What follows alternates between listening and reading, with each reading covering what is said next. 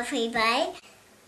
Well, we have a hair salon and a dress shop and a clothes store. Hi, everybody. And I all dressed up in my little Violet's costume. Got a dress and a skirt, a necklace and a boa, even some fancy nail polish. And next, I'm just dressed up as a Violet, really, just because all my purple stuff. But now it's time for some beauty tips and tips about when you're using conditioner and things. Tip number 1. Always be careful when you're spraying conditioner. You don't want to spray conditioner in someone's face. That's a good tip. Tip number 2. When you're dressing up, make sure not to forget any part of your costume.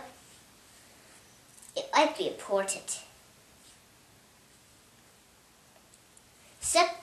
Tip 3. Always be careful when you're brushing or combing your hair. You don't want to get stuck on the knots. If you're having trouble combing your brush, use some conditioner. And look in the mouth. Always use a mirror if you want to see how your hair looks. And tip number 4. Always be careful when you're using a hairband. You never know when they might stretch and pop, so try not to stretch them too far. And that's really it. Enjoy a trip to the salon. Bye.